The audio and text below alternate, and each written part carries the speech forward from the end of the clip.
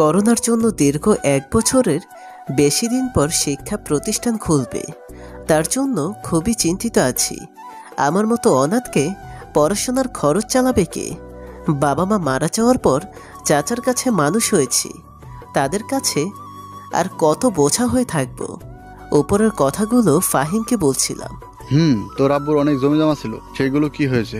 আছে, তবে আমার চাচার কাছে আছে। বড় চাচার কাছে জমি নেই, তবুও চাচা চাচি আমাকে তাদের ছেলে মেয়েদের মতো বড় করছে।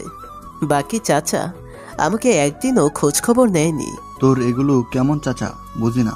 তোর আব্বুর সম্পত্তি দখল করেছে, কিন্তু তোর কোনো খোঁজখবর নেয় না। বাদ দে, দিন দিন করোনা ভাইরাস বেড়েই চলেছে। লকডাউনে অনেকের ক্ষতি হয়ে গেছে। আমরা যারা টিউশনি করে মেস খরচ আর পড়াশোনার খরচ বহন করতাম, তাদের সবার টিউশনি চলে গেছে। জানি না কলেজ খোলার পর টিউশনি জোগাড় করতে পারবো কিনা। চিন্তা করিস না, কিছু একটা ব্যবস্থা হয়ে যাবে। তুই যে বলছিস চিন্তা করিস না, কিন্তু কলেজ খোলার পর অনার্সের 3য় বর্ষের পরীক্ষার তারিখ ঘোষণা করবে, তখন পরীক্ষার টাকা কোথায় পাবো? তখনকার চিন্তা তখন হবে। রাত অনেক হয়েছে, এখন বাড়ি ফিরে চল। এতক্ষণ আমরা 2 বন্ধু রাস্তার পাশে বসে গল্প করছিলাম। কিছুক্ষণ হাঁটার পর বাড়িতে এলাম। ফাহিম বাড়িতে চলে গেল। তুই এতক্ষণ পর বাড়িতে আসলি? দেখছিস না চারিদিকের কি অবস্থা? তাড়াতাড়ি হাত মুখ ধুয়ে খেতে আয়। তোর চাচা এখনো বাড়িতে আসে নাই, এসে যদি দেখে তুই এখনো জেগে আছিস তাহলে তোর খবর আছে। সে আর বলতে আমি টিউবওয়েল থেকে হাত মুখ ধুয়ে খেতে বসলাম। শুনলাম কয়দিন পর তোর কলেজ খুলবে।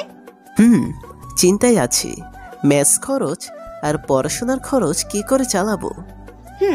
তোর চাচা সেই চিন্তা করছে তোর পড়াশোনার খরচ। রিমের সামনে ভর্তি পরীক্ষা। আপনার চিন্তা করা লাগবে না, আমি কিছু একটা ব্যবস্থা করে নিব। মাঠে কাজ করে আর কতটা টাকা হয়। চুপ থাক, তুই কি ব্যবস্থা করবি? আগের মতো কি তোর টিউশনি আছে নাকি? যখন তোর টিউশনি ছিল তখন তুই নিজের পড়াশোনার পাশাপাশি রিমির পড়াশোনার খরচ চালিয়ে গেছিস। রিমিও তো আমার বোন, আমি ওর কথা ভাববো না তো কার কথা ভাববো? চুপ করে খেয়ে নে। আমি খাওয়া দাওয়া সেরে আবার নিজ বাড়িতে এসে শুয়ে পড়লাম। চারদিকের চিন্তা মাথায় ঘুরপাক খাচ্ছে। বড় চাচা দিন আনে দিন খায়, সেই চাচা আমার জন্য এত কিছু করছে, আমি তার জন্য কিছু করতে পারবো না। বড় চাচার কোনো ছেলে নেই, তার জন্য হয়তো আমার ছেলের মতো দেখে। করোনা ভাইরাসের জন্য কয়েক বসে থাকে, যা কিছু ছিল সব শেষ হয়ে গেছে। হঠাৎ ফোন বেজে উঠল। ফোনের দিকে তাকিয়ে দেখি হারামিটা যে আমাকে ফোন থেকে টাকা পয়সা দিয়ে সাহায্য করে আসছে। আমার সবচেয়ে কাছের ফ্রেন্ড ফারিয়া। আমি ধরলাম। তোর এতক্ষণ লাগে কেন ফোন ধরতে? ভালো লাগে তোকে রাগাতে। আজ সারাদিন আমাকে ফোন করছিস একবারও? আসলে হয়েছে কি, আমার ফোনে টাকা নেই। কবে তোর ফোনে টাকা থাকে? খুলনায় কবে থেকে আসছিস? জানি না। তুই জানবি কি করে? 2 দিনের মধ্যেই তুই খুলনায় চলে আসবি। আমার একা থাকতে ভালো লাগে না। তুই বাড়ি থেকে একা, যে তোর ভালো লাগে না? আন্টি আঙ্কেল কোথায়? বাড়িতে আছে, তবে তোকে ছাড়া ভালো লাগে না। কতদিন হলো তোর সাথে দেখা হয়নি? 1 মাস আগে তুই যখন গ্রামের বাড়িতে বেড়াতে আসলি তখন তো দেখা হলো। তুই কিন্তু বেশি বুঝে গেছিস। 2 দিন সময় দিলাম, তুই চলে আয়। আচ্ছা, আমি ভেবে দেখবো। তোর ভাবার গুষ্টি কিলাই। আমি তোর বিকাশে টাকা পাঠিয়ে দিচ্ছি, তুই ব্যাগ গুছিয়ে রেডি হয়ে চলে আয়। তুই আর আমাকে এইভাবে টাকা দিবি? আঙ্কেল আন্টি জানলে কি ভাববে? বললাম তো, তুই একটু বেশি বুঝে গেছিস। আসার সময় মাস্ক পরে আসবি, করোনা ভাইরাস বাড়ছে কিন্তু। এখন ঘুমিয়ে পড়। কিন্তু তখনই ফারিয়া ফোন কেটে দিল। এই মেয়েটাকে নিয়ে আর পারা যায় না। ছোট থেকে একসাথে পড়াশোনা করতাম, তখন থেকে আমার সব খরচ চালিয়ে আসছে ফারিয়া। ফারিয়ার আব্বুর ব্যবসার জন্য ওর বিভাগীয় শহরে থাকে। ভাগ্যক্রমে আমার আর ফারিয়ার খুলনা বুয়েটে চান্স পাই। সকালে ঘুম থেকে উঠে দেখি বিকাশে টাকা এসেছে। আমি ইনবক্স চেক করে দেখি 5,000 টাকা, আর আমার নাম্বারে টাকা রিচার্জ করে দিয়েছে। আমি ফোন রেখে রুম থেকে বের হয়ে এসে হাত মুখ ধুয়ে চাচাদের বাড়িতে এলাম। কিছু বলবি? তাড়াতাড়ি বল, আমাকে মাঠে কাজ করতে যেতে হবে। ভাবছি আমি আগামীকাল খুলনায় চলে যাব। আচ্ছা ঠিক আছে, আমি কিছুটা ব্যবস্থা করেছি। ব্যবসা করা লাগবে না, আমার কাছে কিছু টাকা আছে, তাই দিয়ে হয়ে যাবে। ঠিক আছে, তোর চাচিকে বল জামা কাপড় পরিষ্কার করে নিস। আচ্ছা চাচা, কোদাল দিয়ে মাঠের দিকে চলে গেল। আচ্ছা, আমি খেতে বসলাম। চাচি আমাকে খেতে দিল। কিছুক্ষণের মধ্যেই খাওয়া শেষ। আমার রুমে এলাম। ফোন নিয়ে ফারিয়াকে ফোন দিলাম। টাকা পাইছিস? হুম। তুই আগামীকাল সকালে ট্রেনে চলে আয়, আমি তোর জন্য একটা মেস দেখছি। ম্যাচ দেখা লাগবে না, আমার আগের ম্যাচে সিট আছে, সেখানে কি উঠবো? ঠিক আছে, তোর যা ইচ্ছা। হুম। আমি আরো কিছুক্ষণ ধরে ফারিয়ার সাথে কথা বলে ফোন রেখে দিলাম। সন্ধ্যায় ব্যাগ গুছিয়ে রেখে দিলাম, যাতে সকালে ঘুম থেকে উঠে কোনো সমস্যা না হয়, ভালোভাবে ট্রেন ধরতে পারি। রাতে খাওয়া দাওয়া সেরে ঘুমিয়ে পড়লাম। পরদিন সকালে ঘুম থেকে ফ্রেশ হয়ে খাওয়া দাওয়া সেরে চাচা চাচির কাছ থেকে বিদায় নিয়ে রেলওয়ে স্টেশনে এলাম। তারপর টিকিট কেটে ট্রেনে উঠে বসলাম। আমি আমার বিকাশ থেকে রিমিকে 1000 টাকা পাঠালাম। তখনই রিমি ফোন দিল। ভাইয়া, তুই আমার বিকাশে টাকা পাঠিয়েছিস? হুম। কেন? এখন তোর কাছে তেমন টাকা নেই, তাও তুই আমার জন্য টাকা পাঠিয়েছিস? কি বললো? আমার কাছে টাকা নেই? আমার কাছে টাকা আছে, তুই চিন্তা করিস না। মিথ্যা কথা বলিস কেন? তুই টাকা কোথায় পাবি? বললাম না, কিছু টাকা আমার কাছে আছে। তুই চুপচাপ পড়তে বস। ওকে, সাবধানে যাস। হুম। আমি কেটে দিলাম। এর মধ্যে কখন যে ট্রেন চলতে শুরু করেছে বুঝতে পারিনি। কিছুক্ষণের মধ্যেই ট্রেনের সিটেই ঘুমিয়ে পড়লাম। প্রায় 3 ঘন্টা পর খুলনা রেলওয়ে স্টেশনে পৌঁছালাম। ট্রেনে থামার ধাক্কায় ঘুম ভেঙে গেল। আমি সিট থেকে উঠে ব্যাগ নিয়ে ট্রেন থেকে নেমে স্টেশনের বাইরে একটা রিক্সা ডাকলাম। কই যাবেন মামা? সেন্ট্রাল লাইব্রেরি যাবে? যাব। কত নিবেন? 100 টাকা দিবেন। অনেক বেশি হয়ে গেল না? একটু কম রাখেন। ঠিক আছে, 80 টাকা দিবেন। আচ্ছা। আমি ব্যাগ নিয়ে রিক্সায় উঠে বসলাম। আধা ঘন্টা পর মেসে এসে পৌঁছালাম। আরে মামা, তুমি চলে আসছো? না, সারা জীবন বাড়িতে কাটিয়ে দিব। তোর আসতে কোনো সমস্যা হয়নি তো? না। কি রে, আমার রুমে এইভাবে আবর্জনা কেন? তোর রুমে তো কেউ যায়নি, তাছাড়া আমাদের রুমে একই অবস্থা ছিল, আমরা পরিষ্কার করেছি। ও, আমি রনির রুমে ব্যাগ রেখে আমার রুম ভালো করে ধুয়ে মুছে পরিষ্কার করলাম। আমি একা একটা সিঙ্গেল রুমে থাকতাম, আমার সেইভাবে আছে। সমস্যা হচ্ছে প্রায় 1 বছর পর রুমে আসলাম। বুঝতেই পারছেন রুমে কি অবস্থা হওয়ার কথা। আমি রুমে সবকিছু গুছিয়ে গোসল করে খেতে বসলাম। তুই এত তাড়াতাড়ি মেসে আসবি কি? 2 দিন আগে বললি তোর আসতে লেট হবে। তোদেরকে সারপ্রাইজ দিলাম। সেটা তো বুঝলাম। এখন তোরা বল, তোদের দিনকাল কেমন চলছে? ভালো না রে, মনে করছিলাম টিউশনি পেয়ে যাব, কিন্তু এখনো একটা টিউশনি খুঁজে পেলাম না। জানি আমার কপালে কি আছে। আগের টিউশনিগুলো যদি পেতাম, কিন্তু তারা নতুন টিউটার খুঁজে নিয়েছে। বড় ভাই অনেক কষ্ট করে টিউশনি জোগাড় করেছি। ও, আমি খাওয়া শেষ করে রুমে এসে বিশ্রাম নিলাম। বাড়িতে ফোন করে জানালাম যে আমি পৌঁছে গেছি। বিকেলের দিকে ফারিয়ার সাথে দেখা করতে গেলাম। আর কতদিন বাড়ির মধ্যে বন্দি থাকবো? করোনা ভাইরাস কি পৃথিবী থেকে যাবে না? আল্লাহ ভালো জানে, আমাদের কোনো হাত নেই। দিন দিন করোনা ভাইরাস বেড়ে চলেছে, আমাদের এখনো সচেতন হওয়া দরকার। চল রূপসা, নদীর পাড় থেকে হেঁটে আসি। আমি আর ফারিয়া হাঁটতে হাঁটতে রূপসা নদীর পাড়ে এলাম। দেখ, এখান থেকে ব্রিজ কত সুন্দর দেখাচ্ছে, আর রেল সেতু নির্মাণ হচ্ছে। নদীর পাড় দিয়ে আমরা দুজন পাশাপাশি হেঁটে যাচ্ছি। কিছু দূর আসার পর চল, সামনের মামার ফুচকার দোকান থেকে ফুচকা খেতে হবে। ঠিক আছে। আমি আর ফারিয়া ফুচকা খেতে শুরু করলাম। খাওয়া শেষে ফারিয়া বিল দিল। তারপর একটা রিক্সা নিয়ে ফারিয়া বাড়ির দিকে রওনা দিলাম। এখন কি করবি ভাবছিস? জানি না, লকডাউনে সব শেষ হয়ে গেছে, সামনে কি করব সেটাই ভাবছি। ফারিয়াকে বাড়ির সামনে নামিয়ে দিয়ে মেসের দিকে রওনা দিলাম। আমি কিছু দূরে আসার পর একটা পোস্টার দেখতে পেলাম। আমি রিক্সা দাঁড় করাতে বললাম। রিক্সায় ভাড়া দিয়ে পোস্টারের কাছে এলাম। পোস্টারে লেখা আছে একটা কোচিং সেন্টারে শিক্ষক নেওয়া হবে। নিচে ফোন নাম্বার দেওয়া আছে। আমি নিচের নাম্বারে ফোন দিলাম। কিছুক্ষণ পর একটা ছেলে ফোন ধরলো। হ্যালো, কে বলছেন? ভাই, আমি আপনাদের পোস্টার দেখে ফোন দিয়েছিলাম। দেখলাম আপনাদের কোচিং সেন্টারের শিক্ষক লাগবে। সরি ভাই, আমাদের শিক্ষক নেওয়া হয়ে গেছে। ও আচ্ছা, আমি কেটে দিলাম। অযথা ফোনে কথা বলে টাকা নষ্ট করে লাভ নেই। হাঁটতে হাঁটতে মেসের দিকে রওনা দিলাম। কিছুক্ষণ হাঁটার পর মেসের সামনে এসে পৌঁছালাম। একটা চায়ের দোকানে এলাম। আরে মামা, কবে আসলি? আজ দিনকাল কেমন যাচ্ছে? ভালো না, দোকানে বেচাকিনি নাই। করোনা ভাইরাস আমাদেরকে শেষ করে দিয়েছে। আজকে 1 কাপ চা দেন। আচ্ছা, কিছুক্ষণ পর মামা চা দিল, আমি খেতে শুরু করলাম। তখনই রনি এলো। তুই এখানে? কেন, কি হয়েছে? না, বিকেল থেকে তোকে দেখছি না। মামা চা দিন। একটুও ফারিয়ার সাথে দেখা করতে গিয়েছিলাম। ও, ফারিয়ার কি অবস্থা? ভালো। মামা রনিকে চা দিল। আমি আর রনি চা খেতে খেতে কিছুক্ষণ আড্ডা দেওয়ার পর রুমে চলে এলাম। তখনই ফারিয়ার ফোন। তুই তো ফোন করবি না, আমি কতবার বলেছি যে রুমে পৌঁছে গেলে আমাকে ফোন করে জানাবি। আমি ফোন করব ভাবছিলাম, তার মধ্যে তুই ফোন করছিস। থাক, তোর বাহানা দেখাতে হবে না। কি করছিস? চা খেয়ে এইমাত্র রুমে এসে পৌঁছালাম। ও আচ্ছা, মেসে খাওয়ার টাকা দিয়েছিস? না, বড় ভাইয়েরা এখনো রুমে আসে নাই।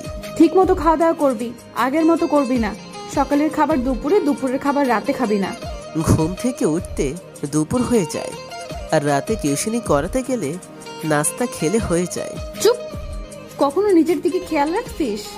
আমার খেয়াল রাখার জন্য তুই তো আছিস। তুই যদি সাহায্য না করতিস তাহলে আমার কি হতো জানি না। আমি তোকে এইসব কথা বলতে বলছি? আসলে তুই একটু বেশিই বুঝতে শিখেছিস। শোন, করোনা ভাইরাস বাড়ছে, কিন্তু মাস্ক ব্যবহার করতে ভুলে যাবি না। আচ্ছা, আমি মাস্ক ছাড়া কখনো বের হব না। এখন খাওয়া দাওয়া করে তাড়াতাড়ি ঘুমিয়ে পড়বি, অনেক জার্নি করছিস। আচ্ছা। কিছুক্ষণ কথা বলার পর ফোন কেটে দিয়ে খেতে বসলাম। খাওয়া দাওয়া শেষ করে বড় ভাইয়ের রুমে এলাম। কিরে, কখন আসলি? দুপুরে আসছিলাম, আপনার সাথে দেখা হয়নি। দিন কেমন চলে? তেমন ভালো না, মিলের টাকা দিতে আসছিলাম। আই, ওই দিন ঠিক আছে। আমি কিছু টাকা জমা দিলাম। সাগর জার্নি করে আসছে, ঘুমিয়ে পড়বে। আচ্ছা। আমি ভাইয়ের সাথে কথা বলে রুমে এসে শুয়ে পড়লাম। পরের দিন ঘুম থেকে উঠে ফ্রেশ হয়ে নাস্তা করতে দোকানে এলাম। মামা, চা আর বিস্কুট দেন।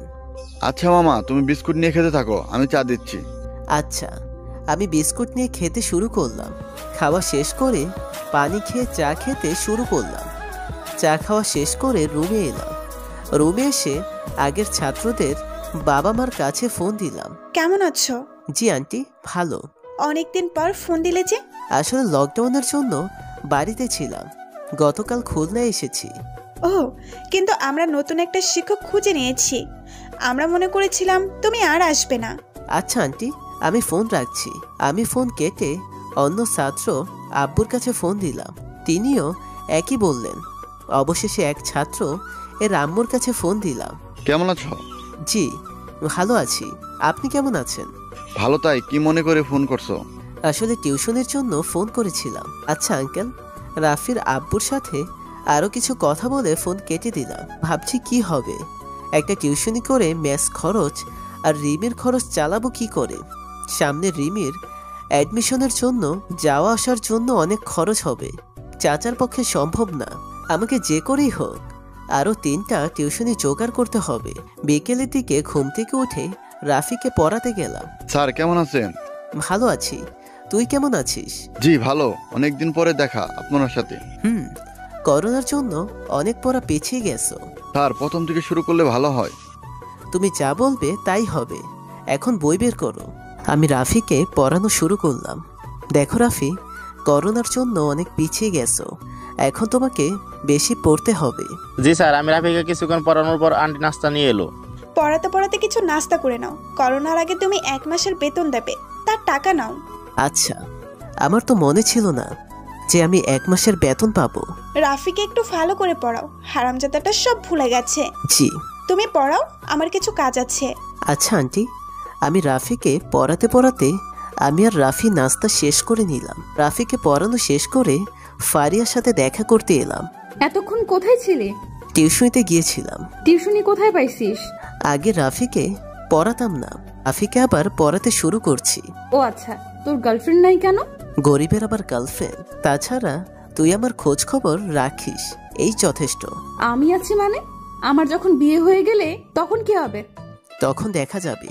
তুই আমার বিয়ের পর বিয়ে করিস, কেমন? তোর দেখে শখ বেশি। যদি বাড়ি থেকে বিয়ে দেয় তখন কি হবে? জানি না। আজ করোনার সময়ের বেতনের টাকা পেলাম। কত? আমি পকেট থেকে টাকার খাম বের করে খুলে দেখি 3000 টাকা আছে। 500 টাকা বেশি দিয়েছে। চল, এই টাকা দিয়ে তোকে কিছু ট্রিট দেই। তোর এই টাকা খরচ করতে হবে না। কিন্তু চুপ কর। আম্মু আজ তোকে বাড়িতে যেতে বলেছে। কেন? আম্মু তোর জন্য রান্না করেছে, তোকে অনেক দিন দেখেনি। ও, আমি আর ফারিয়া একটা রিক্সা নিয়ে ফারিয়াদের বাড়িতে এলাম। সাগর, কেমন আছো? জি, ভালো আছি। তোমরা বসো, আমি আসছি। আন্টি রান্নাঘরে চলে গেল। ফারিয়ার বোন ফারিয়া এলো। আপনি আমাদের বাড়িতে আসছেন কেন? আমাদের বাড়ির রাস্তা তো ভুলেই গেছেন। এই, তুই সামলে ফারিনকে। আপু, তুমি রাগ করছো কেন? করোনা ভাইরাসের জন্য আসতে পারিনি। প্রতিদিন আপুকে খোঁজ নেন, কিন্তু আমার একদিনও খোঁজ নিয়েছেন? এই রে, আমি ভুলেই গিয়েছিলাম। আমি ফারিনকে পাশে বসলাম। ফারিনের বয়স 6 বছর, কিন্তু খুব পাতলা হয়েছে। ভাইয়া, আমি আপনার সাথে কথা বলবো না। আপনি আমার খোঁজ নেন না। 1 বছর আমার সাথে কথা বলেননি। তোমার উপর ফারিন অভিমান করছে, এবার তুমি অভিমান ভাঙাও। তারপর আন্টি আমাদেরকে কফি আর নাস্তা দিল।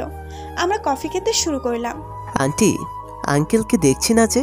তোমার আঙ্কেল খুলনার বাইরে গেছে, 2 দিন পর ফিরবে। তোমার দিনকাল কেমন কাটছে? ভালো। আমি ফারিয়ার অভিমান ভাঙানোর জন্য পকেট থেকে চকলেট বের করে দিলাম। আমাকে চকলেট দিয়ে রাগ ভাঙানোর চেষ্টা করলে হবে না। তাহলে কি করতে হবে? আমাকে এখন ঘুরিয়ে নিয়ে আসতে হবে। আচ্ছা। তাহলে আমিও যাব? না, তুই এখন যাবি না। সারাদিন তুই ঘুরে বেড়াবি আমাকে নিয়ে। তুমি রেডি হয়ে আসো। ফারিন কিছুক্ষণ পর রেডি হয়ে এলো। আমি আর ফারিন বাড়ি থেকে বের হয়ে একটা রিক্সা নিয়ে ঘুরতে বেরালাম। তারপর ফারিনকে ফুচকা খাইয়ে বাড়িতে এলাম। আপু, আমি আর ভাইয়া অনেক ঘুরেছি, ফুচকা খাইছি। ভাইয়ের কাছে টাকা নেই, কতগুলো টাকা খরচ করলি? ফারিয়া, তুই ওকে বকছিস কেন? তোর ট্রিট না হয় ফারিনকে দিলাম, আমার বেশি খরচ হয়নি। ঠিক আছে। আমি আর ফারিন বসে গল্প করছি, তখন আন্টি খাওয়ার জন্য টেবিলে ডাকলো। লজ্জা করবে না, ম্যাসের ঠিক মতো খাওয়া হয় না। আচ্ছা। আন্টি আমাদেরকে খাবার বেড়ে দিল। আম্মু, ওকে আরেকটু সবজি দাও। না আন্টি, আন্টি আমাকে আরো সবজি দিল। সবজি দিয়ে খাবার শেষ করার সাথে সাথে ফারি আমার প্লেটে মাংস তুলে দিল। এত মাংস খেতে পারবো না, আমি কষ্ট করে খাওয়া শেষ করব। আবার আন্টি মাংস তুলে দিল, সাথে দই। আমি একটুও উপরের দিকে তাকালাম, আমার তো পেটের মধ্যে ঢুকছে না। মনে মনে বললাম, আমি অনেক কষ্ট করে খাওয়া শেষ করলাম। তারপর হাত মুখ ধুয়ে ফেললাম। কিছুক্ষণ পর ফারিয়াদের বাড়ি থেকে বের হলাম, হাঁটতে শুরু করলাম। কিন্তু এ কি, প্রচুর খাবার খাওয়ার ফলে আমি হাঁটতে পারছি না, মনে হচ্ছে পেট ফেটে যাবে। তখন একটা রিক্সা ডাকলাম। কোথায় যাবেন? কেন্দ্রীয় লাইব্রেরিতে যাব। উঠে বসেন। আমি রিক্সায় উঠে বসলাম। মামা রিক্সা চালাতে শুরু করলো। কিছুক্ষণের মধ্যেই মেসে এসে পৌঁছালাম। তোর এই অবস্থা কেমন করে হলো? আর বলিস না, ফারিয়াদের বাড়িতে দাওয়াত ছিল। এবার বুঝতে পেরেছি ফারিয়া কেন যে তোকে একা দাওয়াত দেয়। আচ্ছা, এইবার দাওয়াত দিলে তোদের কথা বলবো। আমার কাছে হজমের ওষুধ আছে, খেয়ে নে। তাড়াতাড়ি দে, আমার গলা পর্যন্ত আটকে আছে। তাহলে ওষুধ খেয়ে নে। রাকিবের কাছ থেকে ওষুধ নিয়ে ওষুধ খেলাম। কিছুক্ষণ পর কিছুটা শান্তি পেলাম। আমি ফারিয়াকে ফোন করে জানিয়ে দিলাম যে আমি রুমে পৌঁছে গেছি। বিকেলে থেকে কোথায় গিয়েছিলি? টিউশনিতে গিয়েছিলাম, আগের একটা টিউশনি পেয়েছি। ভালো। আমরা সবাই মিলে অনেক রাত পর্যন্ত আড্ডা দিলাম। তারপর সবাই যার যার রুমে এসে ঘুমিয়ে পড়লাম। সকালে ঘুম থেকে উঠে ফ্রেশ হয়ে নিলাম। ঘুম থেকে উঠতে দুপুর হয়ে গেছে। মেস থেকে বের হয়ে চায়ের দোকানে এলাম। মামা, চা দেব? হ্যাঁ। আমি একটা কেক নিয়ে খেতে শুরু করলাম। খাওয়া শেষ করে পানি খেয়ে চা খেতে শুরু করলাম। মামা, একটা কথা বলবো? হ্যাঁ, বলেন। বলছি যে চা খেয়ে সকালের নাস্তা শেষ করলেন, এতে কি পেট ভরে? আমাদের মতো গরিবদের এই একটাই সকালের নাস্তা। ও। আমি চা খাওয়া শেষ করে কম্পিউটার দোকানে এলাম। এসে দেখি আমার এক বন্ধু। আরে তুই কবে আসিস? 2 দিন হলো আসছি। তোর খবর কি? ভালো। হঠাৎ কি মনে করে আমাদের দোকানে? আমার কিছু কাজ আছে তোর কাছে। কি কাজ? আমার কিছু লিফলেট লাগবে টিউশনের জন্য। আচ্ছা, আমি সুন্দর করে লিফলেট লিখে দিচ্ছি। লিফলেটের নিচে তোর নাম্বার থাকবে। তোর মনের মতো করে দে। নীল কম্পিউটারে টাইপিং করতে শুরু করলো। কিছুক্ষণ পর লেখা শেষ করলো। দোস্ত, কয়টা দেব? 20টার মতো দে। নীল 20টা লিফলেট প্রিন্ট করে দিল। হয়ে গেছে। কত দিব তোকে? তুই কাগজের দাম দিস শুধু, আমার কোনো টাকা দিতে হবে না। 20 টাকা দিলে হবে। আচ্ছা। আমি আঠা নিলাম, তারপর বিল দিয়ে নীলের কাছ থেকে বিদায় নিলাম। কিছুক্ষণ হাঁটার পর একটা দেয়ালের সাথে লিফলেট আঠা দিয়ে আটকে দিলাম। আবার হাঁটতে শুরু করলাম। আবার একটা দেয়ালে লিফলেট লাগালাম। শেষ লিফলেট লাগাতে যাব তখনই একটা আঙ্কেল বলে উঠল, এই ছেলে দেওয়ালে লিফলেট মারছো কেন? টিউশনের জন্য। এই ছেলে দেওয়ালে লিফলেট মারছো কেন? সরি আঙ্কেল, আমি বুঝতে পারি নাই। ঠিক আছে, কই দেখি তোমার লিফলেট। জি আঙ্কেল, আমি আঙ্কেলের কাছে লিফলেট দিলাম। তুমি বিশ্ববিদ্যালয়ে পড়াশোনা করো দেখি, আবার সুন্দর একটা বিষয় নিয়েও পড়াশোনা করো। জি আঙ্কেল। তুমি টিউশনি করাও কেন? আসলে আমি অনাথ, বড় চাচার কাছে মানুষ হয়েছি, কিন্তু বড় চাচার অবস্থা তেমন ভালো না। মেস পড়াশোনার খরচ আর বাড়িতে কিছু টাকা পাঠায়। তোমার কথা শুনে আমি একটু কষ্ট পেলাম। তোমার লিফলেট আমার কাছে থাকলো, যদি প্রয়োজন হয় ফোন করব। ধন্যবাদ আঙ্কেল। আমি আবার হাঁটতে শুরু করলাম, উদ্দেশ্য রুমের দিকে। দুপুর হয়ে গেছে, গরমে শরীর ঘামে ভিজে গেছে।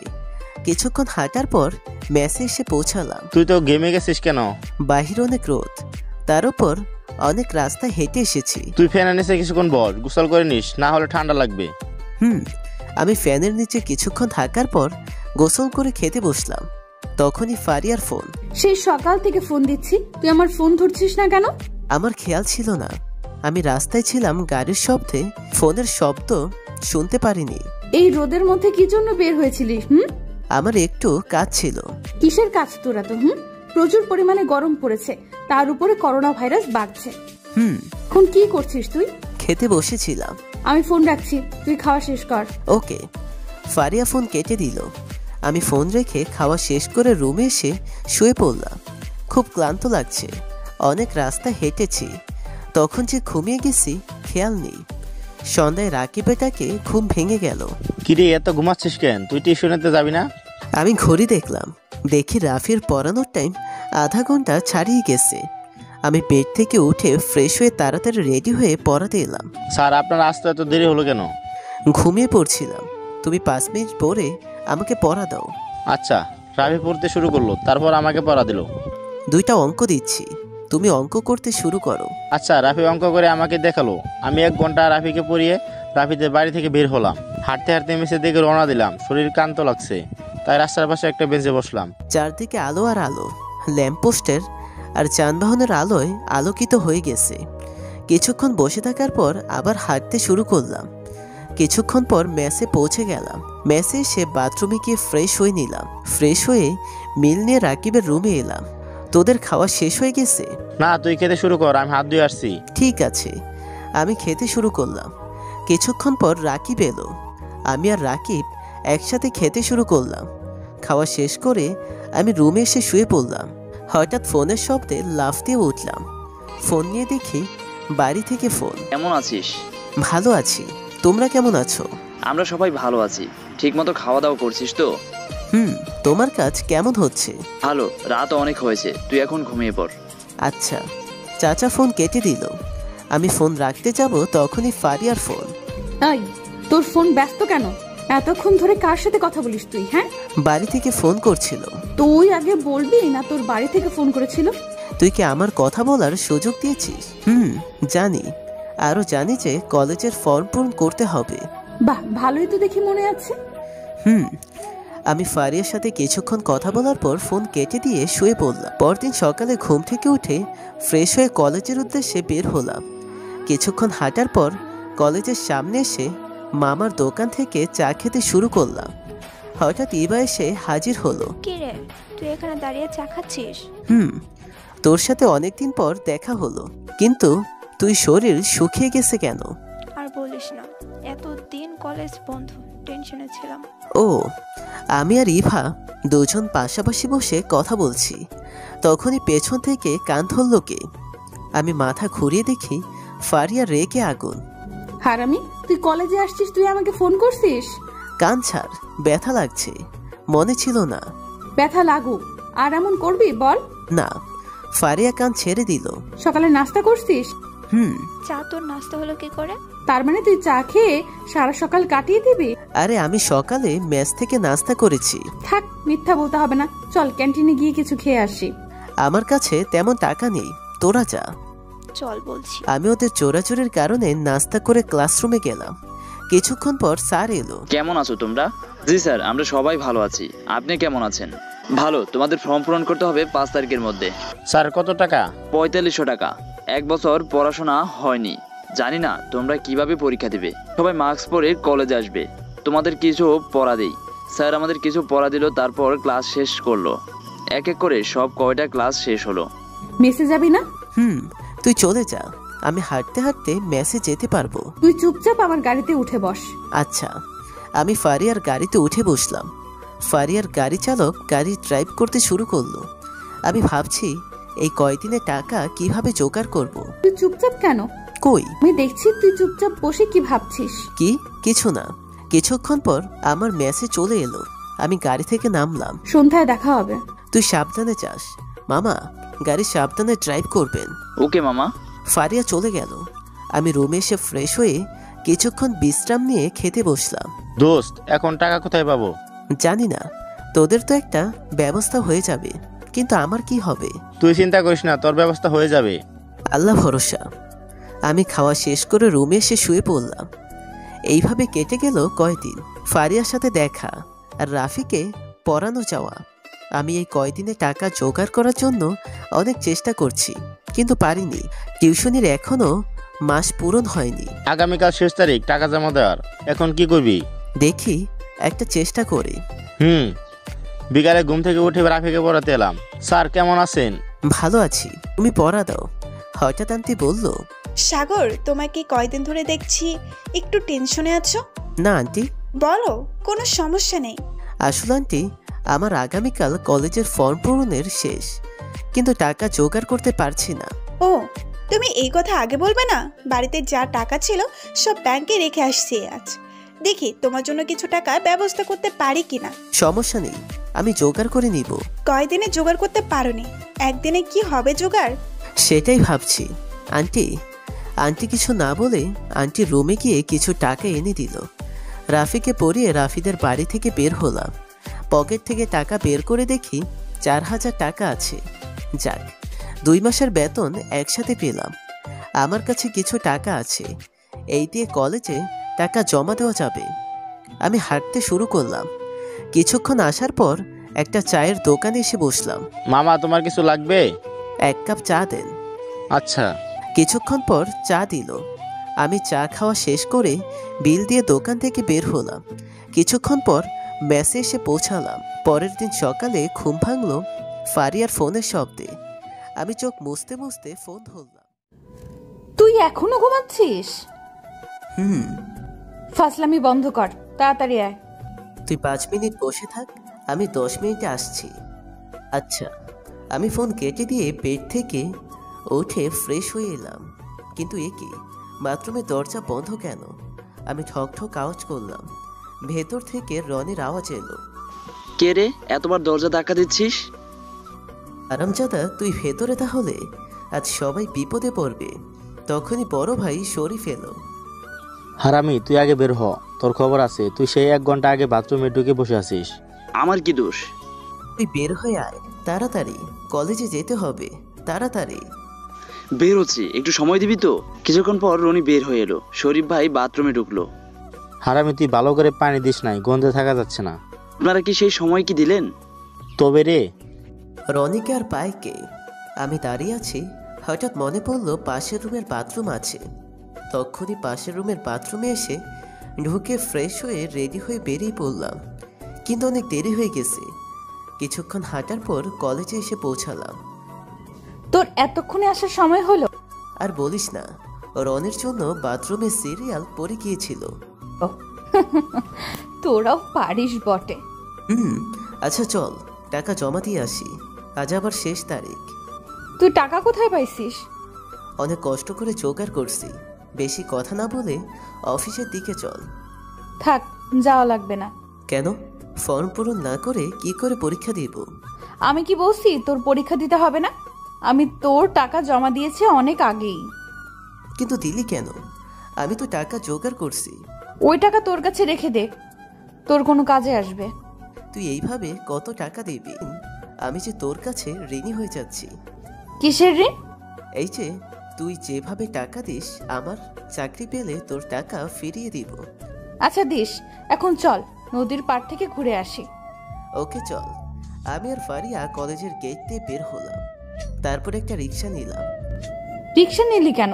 গাড়ি তো ছিল। গাড়ি নিয়ে চলে যেতে বল, রিক্সায় ঘুরবো। ওকে। রিক্সায় চড়ে খুবই ভালো লাগছে। চারদিকে লোকজন কম, করোনা ভাইরাসের জন্য। কিছুক্ষণ পর রূপসা ব্রিজের পাশে এলাম। মামা, এখানে রাখেন, আমরা হেঁটে যাব। দেখ, ব্রিজ থেকে কত সুন্দর দেখাচ্ছে। নদীতে জাহাজ, স্টিমার চলছে। ব্রিজ থেকে খুলনার কিছু দৃশ্য সুন্দর লাগে। ব্রিজ পার হয়ে এলাম নদীর তীরে। নদীর তীরে ঢেউ আশ্রয় পড়ছে। আমি আর ফারিয়া নদীর তীর দিয়ে হাঁটছি। হঠাৎ আমার চোখে একটা পোস্টার পড়ল। আমি ফোনের ছবি তুলে নিলাম। কিছু ঘোরাঘুরি করে ফারিয়াকে বাড়ির দিয়ে মেস এলাম। দেখি তো পোস্টারে কি লেখা ছিল। আমি ফোন বের করে দেখলাম অনলাইন জব অফার, মোবাইল দিয়ে ইনকাম করতে পারবেন। আমি নিজের নাম্বারে ফোন দিয়ে কনফার্ম হয়ে নিলাম। তারপর রাফির পড়ানো আগে গিয়ে সেই অফিসে এলাম। ফোন দিয়েছিলেন? জি। কিভাবে কাজ করতে হবে? আপনার কি অনলাইনে কাজের বিষয়ে কোর্স করা আছে? জি ছিল, কিন্তু কম্পিউটার না থাকায় কাজ করিনি। তাহলে তো ভালো হলো। এখন থেকে আপনি আপনার মোবাইলের মাধ্যমে অনলাইনে জব করতে পারবেন। ও, আমি আরও কিছু তথ্য নিয়ে চলে এলাম। তারপর রাফিকে পড়িয়ে মেসে এসে ওয়াইফাই অন করে ম্যানেজারের কথা মতো কিছু ওয়েবসাইটে ঢুকে সাইন আপ করে নিলাম। হঠাৎ একটা ওয়েবসাইট ডিজাইন তৈরি করার জন্য মেসেজ এলো। আমি ফারিয়াকে না জানিয়ে ওয়েবসাইটের সব কোর্স করেছিলাম। আমি ডিজাইনের কাজ করলাম। এইভাবে কেটে গেল 1 মাস। এর মধ্যে আমি আর ফারিয়া ঘোরাঘুরি করছি আর ওকে লুকিয়ে কাজ করছি। হঠাৎ একদিন ইমেইলে মেসেজ এলো, ব্যাংকের অ্যাকাউন্ট নাম্বার যোগ করতে হবে। আমি ব্যাংকে এলাম। আপনাকে কিভাবে সাহায্য করতে পারি? আমার ব্যাংকের অ্যাকাউন্ট প্রয়োজন, তার জন্য করণীয়? আপনার জাতীয় পরিচয়পত্র আর কিছু ছবি দিতে হবে। ও, আপনি কি আপনার অ্যাকাউন্ট খুলতে চান? আমি অনলাইনে ওয়েব ডিজাইনার, টাকা তোলার জন্য অ্যাকাউন্ট প্রয়োজন। তাহলে আপনার অনলাইনের কোর্সে সার্টিফিকেটের দরকার। তাহলে আপনি মাস্টার কার্ড নিতে পারবেন। আচ্ছা, আমি সব কিছু জমা দিলাম, সাথে 5,000 টাকা জমা করলাম। ব্যাংকের মধ্যে বসে টাকা ট্রান্সফার করে ব্যাংকের অ্যাকাউন্টে আনলাম। টাকার পরিমাণ দেখে আমি অবাক। কোনোদিন কত টাকা হয়েছে চেক করিনি। সাথে ফোনে মেসেজ এলো, আপনার অ্যাকাউন্টে 50,000 টাকা যোগ হয়েছে। আমি তো খুশিতে আত্মহারা হয়ে বললাম। তারপর আমি রুমে এলাম, ফ্রেশ হয়ে নিলাম। আজ ফারিয়াকে সারপ্রাইজ দিব। বিকেলের দিকে ফারিয়াকে ফোন করে আসতে বললাম। আমি বিকেলে রেডি হয়ে ফারিয়ার সাথে দেখা করতে এলাম। আজ আমি একটু আগেই এসেছি, ফারিয়াকে সারপ্রাইজ দিব তার জন্য। আমি পার্কে এসে একটা জায়গায় বসলাম, কিন্তু অনেকক্ষণ ধরে বসে আছি, ফারিয়ার খোঁজ নেই। আমি ফারিয়াকে ফোন দিলাম। কোথায় তুই? কখন থেকে বসে আছি? আমি তো পার্কে আসছি, তুই কোথায়? আমি ফুল বাগানের পাশে বসে আছি। তুই এক কাজ কর, তুই পুকুর পাড়ে চলে আয়। আচ্ছা। আমি উঠে দাঁড়িয়ে হাঁটতে শুরু করলাম। কিছুক্ষণের মধ্যেই পুকুরে পড়ে এলাম। দূর থেকে খেয়াল করলাম ফারিয়া একটা ছেলের সাথে গল্প করছে। আমি ফারিয়ার কাছে এলাম। আচ্ছা, এই বল, তোর সারপ্রাইজ কি? আমি ছেলেটার দিকে তাকালাম।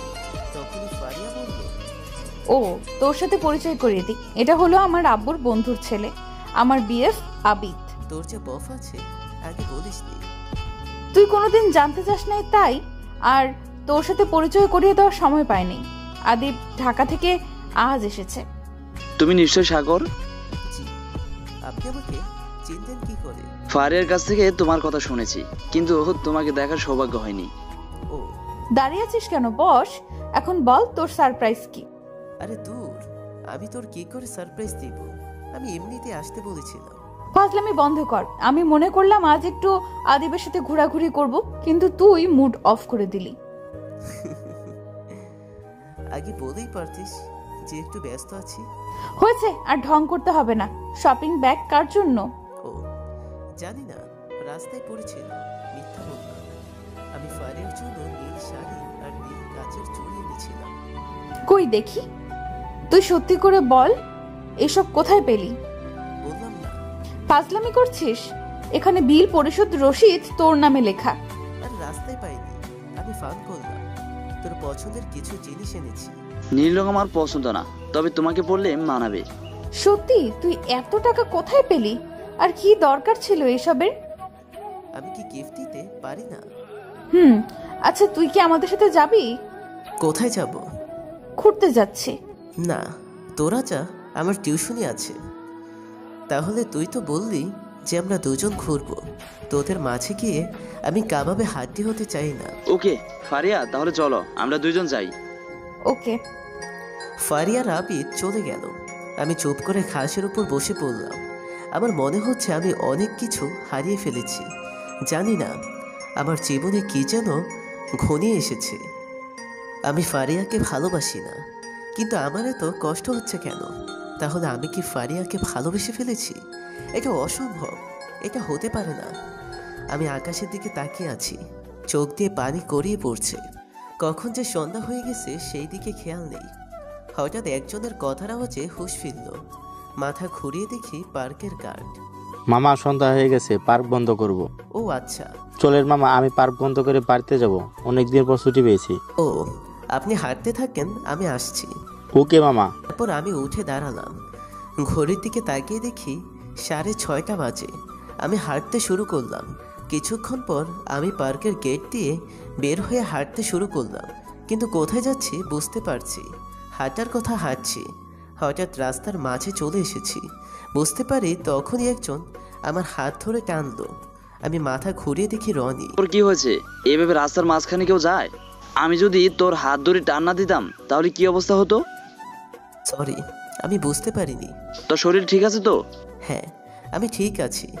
আমার আবার কি হবে? আচ্ছা, ম্যাচ যেন কোন রাস্তায় ভুলে গেছি। আমি দেখছি তুই অসুস্থ, সবকিছু ভুলে গেছিস। আমার সাথে ম্যাচে চল, যদিও আমার কাজ আছে, কিন্তু তোকে একা ছেড়ে দেওয়া যাবে না। আচ্ছা। রনি একটা রিক্সা ডাকলো, তারপর রিক্সায় উঠে বসলাম। রিক্সা চলছে আপন মনে, কিন্তু তখন আমার তেমন হুঁশ নেই। কিছুক্ষণ পর রুমে এলাম। রাকিব, তাড়াতাড়ি পানি নিয়ে আয়, সাগরের চোখে মুখে দে। কেন? তোকে যা বলছি তাই কর। রাকিব পানি নিয়ে এসে প্রথমে আমার মাথায় ঢাললো, তারপর চোখে মুখে ছিটিয়ে দিল। পানির জন্য আমার পুরোপুরি হুঁশ ফিরল।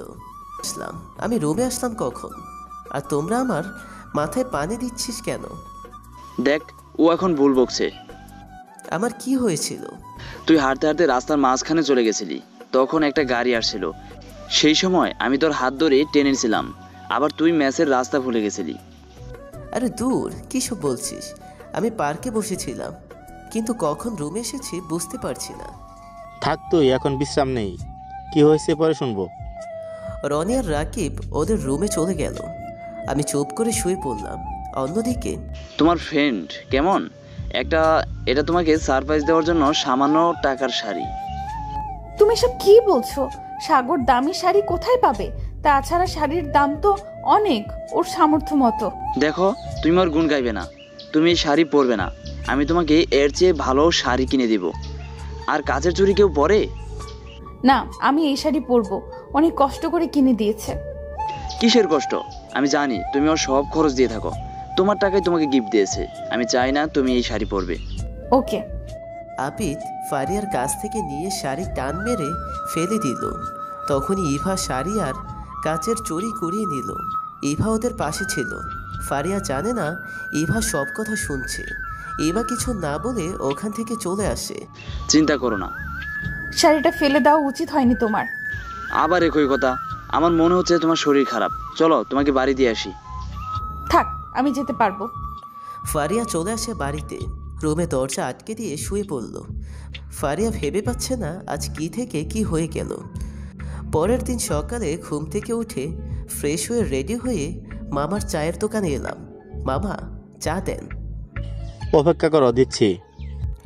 আমি কেক নিয়ে খেতে শুরু করলাম। কেক খাওয়ার শেষ করে পানি খেয়ে চা খেতে শুরু করলাম। চা খাওয়া শেষ করে বিল পরিশোধ করে একটা রিক্সা নিলাম। উদ্দেশ্য ল্যাপটপ পয়েন্ট। মোবাইলের চেয়ে ল্যাপটপে কাজ ভালো হবে। কিছুক্ষণের মধ্যেই চলে এলাম। ভাই, এইচপির ল্যাপটপ দেখান। ওকে, আপনি কেমন দিবেন? একটু ভালো, যাতে অনলাইনে কাজ করা যাবে। আচ্ছা। অনেকগুলো ল্যাপটপ বের করলো। আমি তার মধ্যে দেখে একটা নিলাম। ভেবেছিলাম ফারিয়াকে নিয়ে আসব, কিন্তু তার এখন আমার জন্য সময় নেই। আমি কার্ডে পরিশোধ করব। আচ্ছা। আমি বিল পরিশোধ করে দোকান থেকে বের হলাম। হঠাৎ পাশের দোকানে ফারিয়ার আবিদকে দেখলাম। আমি ফারিয়ার কাছে ফোন দিলাম। কোথায় তুই এখন? আমি আদিবের সাথে বের হয়েছি। তা রাতে তোর ফোন বন্ধ ছিল কেন? ফোনে চার্জ ছিল না। তখনই ফারিয়ার কাছে আবিদ এলো। কার সাথে কথা বলছো? সাগরের সাথে। তখনই আবিদ ফোন নিয়ে কল কেটে দিল। আমি সব কিছু দেখছি কি হচ্ছে। ওরা বুঝতে পারেনি আমি ওদের সামনে দাঁড়িয়ে আছি। আমি ওদের দেখার আগে ওখান থেকে চলে এলাম। মার্কেট থেকে বের হয়ে একটা রিক্সা নিয়ে রুমে এলাম। কি মাম্মা, তুমি নতুন ল্যাপটপ দেখছি? মোবাইল অনলাইনের কাজ করা যাচ্ছে না, তার জন্য কিনছি। তুই ভালো করছিস। রনি ল্যাপটপ বের করে চালাতে শুরু করলো। আমি বাথরুমে গিয়ে ফ্রেশ হয়ে এসে খেতে বসলাম। রনি, ল্যাপটপ কেমন চলছে? অনেক ভালো চলছে, তোর কাজ করতে সমস্যা হবে না। ও, আমি খাওয়া শেষ করে ল্যাপটপ নিয়ে বসলাম। তারপর কাজ শুরু করলাম। কাজ শেষ করতে গিয়ে সন্ধ্যা হয়ে গেল। ল্যাপটপ বন্ধ করে ফ্রেশ হয়ে রাফিকে পড়াতে এলাম। স্যার কেমন আছেন? পড়া কি সব হয়েছে? জি স্যার। নতুন পড়া দিচ্ছি, ভালো করে বুঝে নিবে। আচ্ছা। আমি রাফিকে পড়ানো শেষ করে রাস্তা দিয়ে হাঁটতে শুরু করলাম। কিছু দূরে আসার পর ইভার সাথে দেখা। কিরে, কোথা থেকে আসছিস? টিউশন থেকে রুমে যাচ্ছি। কিন্তু তুই এখানে কি করছিস? ফুচকা খেতে আসছিলাম, বস এখানে। মামা, আরেক প্লেট ফুচকা দেন। তোর দিনকাল কেমন যাচ্ছে? ভালো। ফারিয়াকে ফোন দিয়েছিলাম, বললো একটু পরে আসবে। ফারিয়া আবিদের সাথে আছে। ও, আমাকে ফুচকা দিল। আমরা দুজন বসে ফুচকা খেতে শুরু করলাম। এখন বল, তোর বফ কেমন আছে? কো, আমার বফ কে ছিল শুনি? ও, আমি মনে করলাম লকডাউনে বফ হয়েছে। তার দরকার নেই। কিছুক্ষণ পর ফারিয়া এলো। না মানে রাফিকে পরিয়ে রুমে যাচ্ছিলাম, হঠাৎ ইভার সাথে দেখা হলো। ও, ফারিয়াকে ফুচকা দিল। আমরা সবাই বসে ফুচকা খেতে খেতে আড্ডা দিচ্ছি। আবিদের খবর কি? ভালো। সব সময় ওর সাথে কথা হয়। ভালো। তোদের দুইজনের বাড়ি থেকে কি বলছে? বাড়িতে এখনো কেউ কিছু জানে না। তাহলে বাড়িতে বল। সাহস পাচ্ছি না রে। ও, আমি চুপচাপ ওদের কথা শুনে যাচ্ছি। কি রে, তুই চুপ করে বসে আছিস কেন? আমি কি বলবো? ও আচ্ছা, এখন উঠি, অনেক রাত হয়ে গেছে। হুম। আমি মানিব্যাগ বের করলাম, তখন ইভা বলল, আমি তোদের খেতে দিয়েছি, আমি বিল দিব। ঠিক আছে। সাগর, তুই ফারিয়াকে বাড়িতে পৌঁছে দিয়ে রুমে চলে যা। আচ্ছা। আমি একটা রিক্সা নিলাম। তারপর দুজন রিক্সায় উঠে বসলাম। রিক্সায় চলতে শুরু করেছে, কিন্তু আমি কোনো কথা বলছি না। তুই তো চুপ করে আছিস কেন? এমনি। শরীরের অবস্থা দেখছি অনেক খারাপ। না, ঠিক আছে। কিছুক্ষণের মধ্যেই ফারিয়ার বাড়ির সামনে এলাম। ফারিয়া রিক্সা থেকে নেমে টাকা বের করলো। মামা আপনার ভাড়া, ওকে নামিয়ে দেবেন। ফারিয়া, সাবধানে থাকিস। আই শোন, তোর কাছে তো টাকা নেই, এই 2000 টাকা রেখে দে। আমার লাগবে না, আমার কাছে আছে। বেশি কথা আমার পছন্দ না। মামা চলেন। মামা রিক্সা চালাতে শুরু করলো। কিছুক্ষণ পর মেসের রুমে ঢুকে কিছুক্ষণ বসার পর ফ্রেশ হয়ে নিলাম। তারপর ফারিয়ার কাছে ফোন দিলাম। কি হয়েছে, ফোন দিচ্ছিস কেন? না মানে তুই বলিস না যে আমি রুমে আসলেই তোর কাছে ফোন দিতে? আচ্ছা, আমি একটু ব্যস্ত আছি, আদিব ফোন দিবে, যদি ব্যস্ত পাই রাগ করবে। ও, তাহলে আমি ফোন রাখলাম। ফারিয়া ফোন কেটে দিল। আমি খেতে বসলাম। খাওয়া শেষ করে কাজ করতে বসলাম, কারণ ফারিয়ার টাকা ফিরিয়ে দিতে হবে। এইভাবে কেটে গেল 10 দিন। ফারিয়ার সাথে তেমন কথা হয় না, মাঝে মাঝে ফোন ধরে, তবে বেশি কথা হয় না। একদিন আমি পার্কে বসে আছি, হঠাৎ কিছু দূর নজর গেল। আবিদার একটা মেয়ে বসে গল্প করছে। আমি ওদের নজর এড়িয়ে পাশে গিয়ে কথা শুনতে লাগলাম। যা শুনলাম তার জন্য প্রস্তুত ছিলাম না।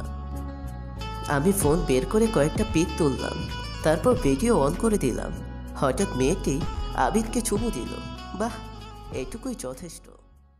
আমি ওদের নজর এড়িয়ে পার্ক থেকে বের হয়ে আসলাম। তারপর আমি ফারিয়ার কাছে ফোন দিলাম। হ্যাঁ বল। তুই কোথাও এখন? বাড়িতে আছি। তুই এখনই পার্কে চলে আয়। কি হয়েছে? তুই আসলেই বলবো। আমি ফোন কেটে দিয়ে কিছুক্ষণ অপেক্ষা করলাম। এর মধ্যে ফারিয়া এসে হাজির হলো। কি হয়েছে? আবিদের সাথে একটা মেয়েকে দেখেছি, তাই ফোন করছি। সত্যি বলছিস তো? আমি ফোন দিয়েছিলাম, ও বলল বাড়িতে আছে। বিশ্বাস না হয় চল আমার সাথে। আমি আর ফারিয়া হাঁটতে হাঁটতে এলাম, কিন্তু এ কি, আবির আর সেই মেয়েটি গেল কোথায়? এখানেই ছিল। কোথায় আবিদ? শুনি। এখানে একটা ছেলে একটা মেয়ে বসে আছে, তুই আমার সাথে ফাজলামি করছিস? সত্যি বলছি, এখানে ছিল, আমার কথা বিশ্বাস কর। তোর কথা আমি কি বিশ্বাস করব? আবিদ বলেছিল তুই আবিদকে সহ্য করতে পারিস না, আজ আবিদের কথা সত্যি হলো। আমি সত্যি বলছি, এখানে আবির আর একটা মেয়ে বসেছিল। হইতেই পারে আমি তোর সাথে যখন কথা বলতে বাইরে গিয়েছিলাম তখন চলে গেছে। তুই চুপ কর, তুই আর একটা কথাও বলবি না। ঠিক আছে, আমি তোকে প্রমাণ দেখাচ্ছি। যখন ফোন বের করব তখনই ফারিয়া হনহন করে হাঁটতে হাঁটতে শুরু করলো। আমি অনেকবার ডাকছি, কিন্তু আমার কথা না শোনার ভান করে চলে গেল। এইদিকে ফারিয়া আমার উপরে রেগে আগুন হয়ে গেছে। আরেকদিন যদি আবিদকে নিয়ে ও কিছু বলে তাহলে ওর খবর আছে। আমার টাকায় চলে, ও কি ভুলে গেছে? ফারিয়া গাড়ি নিয়ে বাইরে চলে এলো। ফারিয়া আমাকে ভুল বুঝলো, কি যে হবে আল্লাহই জানে। আমি পার্ক থেকে সোজা রাফিকে পড়াতে গেলাম। স্যার, আপনার শরীর খারাপ? না তো, আমি ঠিক আছি। ও, আপনাকে দেখে মনে হচ্ছে একটু টেনশনে আছেন। তাই একটু একটু এইসব কথা বাদ দিয়ে পড়া দাও। Okay sir. আচ্ছা, আমি নতুন করে পড়া দিলাম। রাফিকে পড়া শেষ করে রুমে এলাম। তারপর ফ্রেশ হয়ে খেতে শুরু করলাম। তোর অনলাইনে কাজ কেমন হচ্ছে? ভালো। তুই অনলাইনে কোর্স করছিলি বলে আজ তুই কিছু টাকা আয় করতে পারিস। আমি খাওয়া দাওয়া সেরে রুমে বাড়িতে ফোন দিলাম। কেমন আছিস? ভালো। তোমরা সবাই কেমন আছো? ভালো। তোর চাষি কথা বলবি? ও ঠিক আছে, চাচিকে ফোন দাও। শোনো, আমি টাকা পাঠাচ্ছি। চাচা যেন ওই টাকা দিয়ে চাষ করতে পারে। আমার কাছে টাকা আছে, তোমাদের কোনো চিন্তা করতে হবে না। আচ্ছা, ফোন কেটে দিয়ে আমি ল্যাপটপ নিয়ে কাজ করতে বসলাম। কাজ শেষ করতে অনেক দেরি হয়ে গেছে। ল্যাপটপ রেখে ঘুমিয়ে পড়লাম। পরের দিন সকালে ঘুম থেকে উঠে ফ্রেশ হয়ে কলেজে গেলাম। কিরে, তুই একা কেন? ফারিহা কোথায়? জানি না রে, ফোন দিয়েছিলাম কিন্তু আমার ফোন ধরলো না। আমার মনে হয় আবিদের সাথে কথা বলছে, তোর কোনো চিন্তা করার দরকার নেই। কেন? এমনি। আমি আর ইভা গল্প করছি, তখন রনি আর রাকিব এলো। কিরে, তুই আমাদের রেখে চলে আসলি কেন? তোরা তো তেমন কলেজে আসিস না, আমি মনে করলাম তোরা আসবি না। ফারিহার কাছে ফোন দিয়ে জিজ্ঞাসা করে কখন আসবে। আচ্ছা, আমি ফারিয়ার কাছে ফোন দিয়েই যাচ্ছি, কিন্তু ফোন ধরছে না। হঠাৎ ফোন ধরে রেগে বলল, এত বিরক্ত করছিস কেন? ফোন যখন ধরছি না বুঝতে পারিস আমি কথা বলছি। সরি রে, তুই কি কলেজে আসবি? তোকে বলতে হবে? ফোন রাখ, আমি ব্যস্ত আছি। আচ্ছা, তোর যা ইচ্ছে। আমি ফোন কেটে দিয়ে চুপ করে রইলাম। কি হলো তোর আবার? কিছু না, ফারিয়া একটু ব্যস্ত আছে বলল। ও। আমরা চারজন ক্লাসরুমে এসে বসলাম। কিছুক্ষণ পর স্যার এসে আমাদের পড়া দিয়ে চলে গেল। এক এক সব কয়টা ক্লাস শেষ করে রুমে এলাম। আমি মনে মনে ভাবতে শুরু করলাম, ফারিয়ার সাথে এমন আচরণ করছে কেন, কিছুতেই বুঝতে পারছি না। এইভাবে কেটে গেল কয়দিন। আবারও আবিদের সাথে আরেকটা মেয়েকে দেখলাম। এবার আমি ফোন দিয়ে ভিডিও করলাম। হঠাৎ একদিন ফারিয়ার সাথে দেখা হলো। কি চাস? কি চাইবো, আমি তো কিছুই বুঝতে পারছি না। ঠাস ঠাস করে চর মেরে দিল। আমি ভেবে পারছি না তুই এমন জঘন্য কাজ করবি। তুই আবিদকে ব্ল্যাকমেইল করছিস কেন? ব্ল্যাকমেইল? আমি ওকে ব্ল্যাকমেইল করতে যাব কেন? তুই আবিদকে সহ্য করতে পারিস না। 2 দিন আগে তুই ওর সাথে একটা মেয়ের ছবি তুলছিস।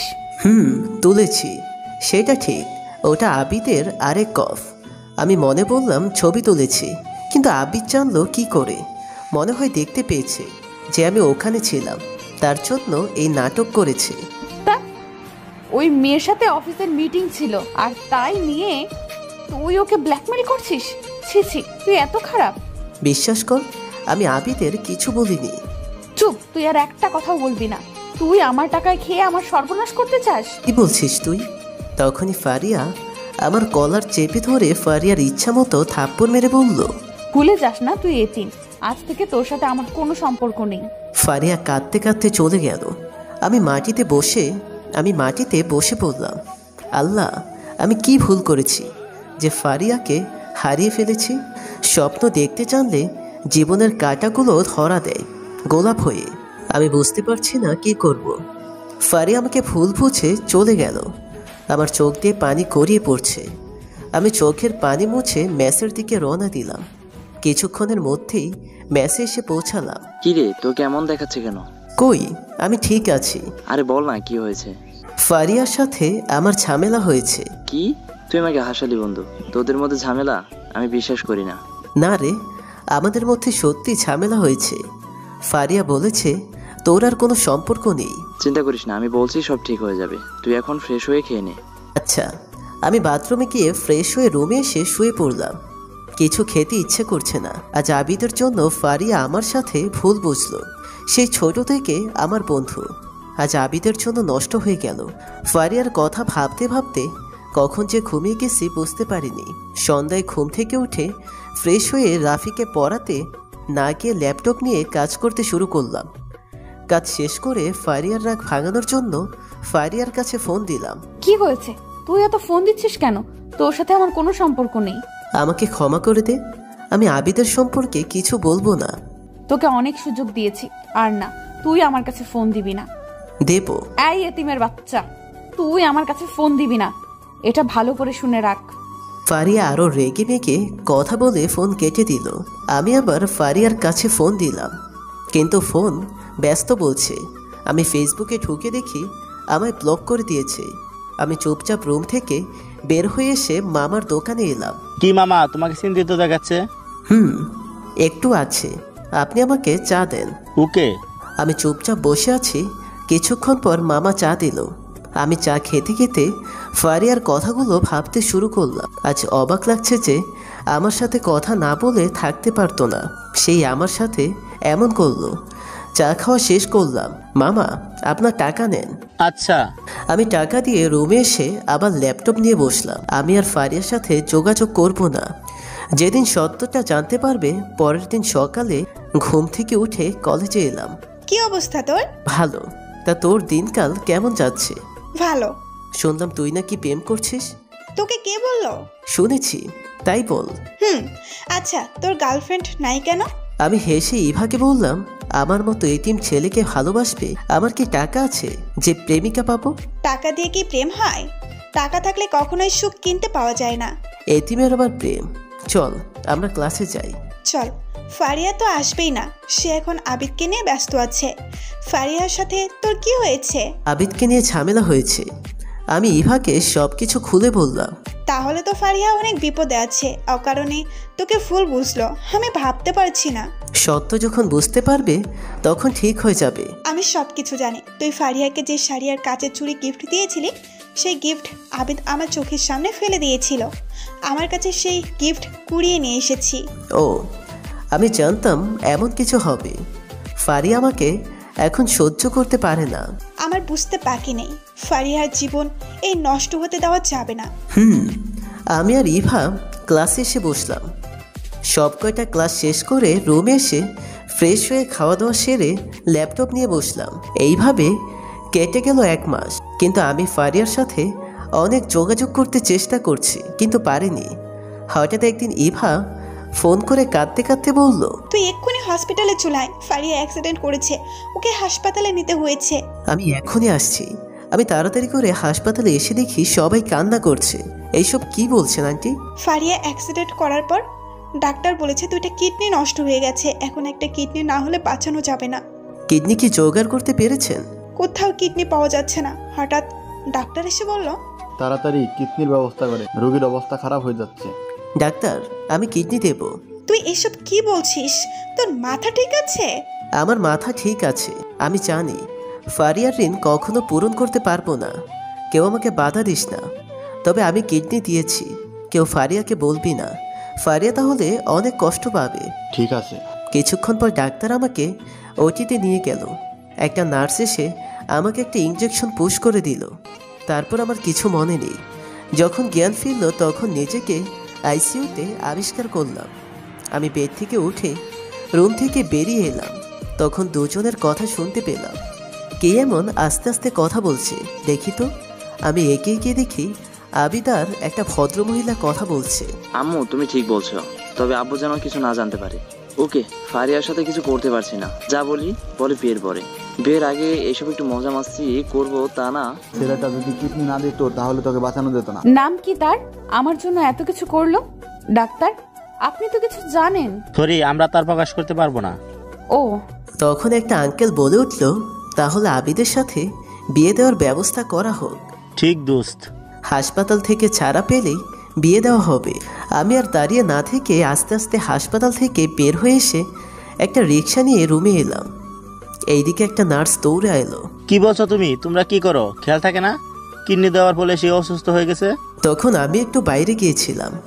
আমি রুমে এসে শুয়ে পড়লাম। সারা শরীর ব্যথা, জ্বর জ্বর ভাব। কিছুদিন পর ফারিয়াকে বাড়িতে নিয়ে গেল। ফারিয়া পুরোপুরি সুস্থ, তার বিয়ের আয়োজন চলছে, কিন্তু আমার অবস্থা তেমন উন্নতি হচ্ছে না। একদিন ইভা ফোন করে বলল ফারিয়ার বিয়ের কথা। আমি জানি ফারিয়া, কিন্তু আমার কিচ্ছু করার নেই। তবে আমি শেষ চেষ্টা করব। ঠিক আছে, আমরা ওর জীবন নষ্ট হতে দিব না। ফারিয়ার বিয়ের দিন অনেক কষ্ট করে ওদের বাড়িতে এলাম, সাথে প্রমাণসহ মেয়েগুলোকে নিয়ে। বিয়ে বাড়িতে তখন নীরবতা হয়ে গেল। এইসব কি হচ্ছে? আমি থাকতে ফারিয়ার জীবন নষ্ট করতে দেব না। তুই ফারিয়ার জীবন নষ্ট করতে পারবি না। কি বলছো বাবা? জি আঙ্কেল। আমি ফোন বের করে সব কয়টা ভিডিও দেখালাম। তখনই পুলিশ এসে আবিদকে ধরলো। চলুন, আপনার নামে অনেক মামলা দায়ের হয়েছে। জি জি, আমি ভাবতে পারছি না তুই আমার ছেলে, তোর মায়ের কথা শুনে এসব করছিস। স্যার, আমার বউকে নিয়ে যান। ওকে। পুলিশ ওদেরকে নিয়ে চলে গেল। হঠাৎ ফারিয়া রুম থেকে বের হয়ে আমাকে ঠাস ঠাস করে থাপ্পড় মারতে শুরু করলো। এইবার তোর শাস্তি হলো আমার বিয়ে ভেঙে দিয়ে তুই চেয়েছিলি আমি কখনো যেন সুখে থাকি না। প্লিজ আমার কথা শোন। তুই আর একটা কথাও বলবি না। আবিদের সাথে তোর দেখা হওয়া পর্যন্ত তুই ওকে সহ্য করতে পারিস না। আমি তোর ভালো চেয়েছিলাম। আমার সামনে তোর জীবন নষ্ট হয়ে যাবে, তা আমি কি করে মেনে নেব? চুপ কর, আমি তোর কোনো কথা শুনতে চাই না। আর ভুলে যাস তুই একটা এতিম। তোর পড়াশোনার খরচ, সকল খরচ আমি দিয়ে থাকি। হ্যাঁ, আমি এতিম। আমার একটাই পরিচয়, তুই আমার সবচেয়ে কাছের বন্ধু। কিসের বন্ধু? যেদিন আমি হাসপাতালে একটা কিডনির অভাবে মৃত্যুর সাথে পাঞ্জা লড়ছিলাম, সেই কোথায় ছিল তোর বন্ধুত্ব? ফারিয়া। আব্বু, তুমি চুপ করো। এখন তুই মেসের খরচ দিতে পারছিস না, এই জন্য আমার কাছে আসছিস। ফারিয়া। তখনই ফারিয়া আমাকে ধাক্কা দিয়ে ফেলে দিল। তোর কত টাকা লাগবে আমাকে মুক্তি দিতে? আমি টাকা নিয়ে আসছি। এইদিকে ফারিয়া রুমে এসে ব্যাগ থেকে টাকা নেওয়ার সময় চোখে পড়ল সেই শাড়ি, কাচের চড়ির সাথে অনেকগুলো টাকা, আরেকটা চিঠি। তখনই ইভা রুমে এলো। কি ভাবছিস টাকাগুলো কোথা থেকে এলো, তাই না? তুই জানিস কি করে? আমি সব জানি, তবে তুই এই ভিডিওগুলো দেখলে সবকিছু বুঝতে পারবি। ইভা ফারিয়াকে সব ভিডিও দেখালো। তারপর ফারিয়া চিঠিগুলো পড়তে শুরু করলো। অবাক হচ্ছিস? এতগুলো টাকার শাড়ি কোথায় পেলাম? আমি তোকে লুকিয়ে অনলাইনে ওয়েব ডিজাইনার কাজ করতাম। সেই দিন তোকে গিফটের সাথে আমি যে জব করি তার সারপ্রাইজ দিব বলে তোকে আসতে বলেছিলাম, কিন্তু তুই আমাকেই সারপ্রাইজ দিয়েছিলি। হ্যাঁ, আমি তোর পাশে কাউকে সহ্য করতে পারি না। জানি না তোকে ভালোবেসে ফেলেছি কিনা। আমি কোনোদিনই আবিদকে ব্ল্যাকমেল করিনি, কিন্তু তুই আমার কথা বিশ্বাস করবি না জানি। তার কারণ আবিদ। তোকে বলেছিলাম না তোর সব টাকা ফিরিয়ে দিব, তাই তোর টাকা দিয়ে গেলাম। চলি রে, বেঁচে থাকলে কোনো একদিন দেখা হবে। আমি খুব অসুস্থ, জানি না বেঁচে থাকবো কিনা। ইতি এতিম ছেলে। ফারিয়া চিঠি পড়ে কাঁদতে শুরু করলো। ফারিয়া দৌড়ে রুম থেকে বের হয়ে বাইরে এসে দেখে আমি নেই। আব্বু, সাগর কোথায়? চলে গেছে। ছেলেটা ঠিক মতো এসে বিয়ে ভেঙে দিয়েছে বলে আমরা বেঁচে গেছি। এখন কান্দিস? এতিম ছেলেকে মেরে তোর এখন কষ্ট হচ্ছে? আমি ভুল করেছি, তার শাস্তি আমি এখন পাচ্ছি। আমি কোনোদিন ওর কথা বিশ্বাস করিনি। যখন বুঝতে পারলাম তখনই সাগর আমাকে ছেড়ে চলে গেছে। চলে আর যাবে কোথায়? এই দেখ, চিঠিতে কি লিখেছে? শেষ লাইনে বেঁচে থাকলে দেখা হবে। এর মানে কি? তখনই ফারিয়ার নজর পড়ল মাটিতে, যেখানে রক্ত পড়ে আছে। এখানে তো রক্ত পড়ে আছে কেন? তুই করেছিস, তোর মনে নেই? আমি নিজের চোখে দেখেছি ওর পেট থেকে রক্ত বের হচ্ছে, কারণ ওই এতিম ছেলেটাই তোকে কিডনি দিয়ে জীবন রক্ষা করছে। ছেলেটি এখন কেমন আছে জানি না, ডাক্তার বলেছিল ওর দিকে খেয়াল রাখতে, কিন্তু আমরা ওর খেয়াল রাখিনি। আমি কিচ্ছু জানি না, আমার সাগরকে লাগবে, তোমরা কি করে এনে দিবে জানি না। তুই হাসলি রে, আজ তোর জন্য আমার বন্ধুকে হারিয়ে ফেলতে শুরু করছি, তোর কাছে এনে দেবো ভাবলি কি করে? আমরা তো সব কিছু জানতাম না, যদি বা আমাদের সাথে না বলতো। এখন কেঁদে কোনো লাভ নেই। তোরা বল না সাগর কোথায় আছে, যদি না বলিস আমি কিন্তু নিজেকে শেষ করে দিব। বাবা তোমরা বলো সাগর কোথায়? ফারিয়া ওর ভুল বুঝতে পেরেছে। আমরা ওকে গাড়িতে তুলে দিয়ে এসেছি, সাগর এই শহর ছেড়ে গ্রামে চলে গেছে। আব্বু আমি সাগরের কাছে যাব, আমি বুঝতে পারছি আমার সুখ কোথায়। কেউ আর কোনো কথা না বলে গাড়ি নিয়ে গ্রামের উদ্দেশ্যে রওনা দিল।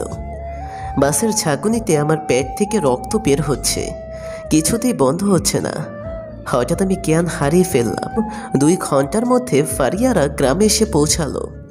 আমার চাচাদের বাড়িতে এসে দেখি সবাই কান্নাকাটি করছে। রিমি তোমরা কান্নাকাটি করছো কেন? তোমার ভাইয়া কোথায়? ভাইয়া, আমার ভাইয়া হাসপাতালে ভর্তি আছে। কি? আমার মেজো ভাই মারা যাওয়ার পরে আমি ছেলেটার একটু খোঁজ খবর নিইনি। আজ আমাকে অপরাধী মনে হচ্ছে।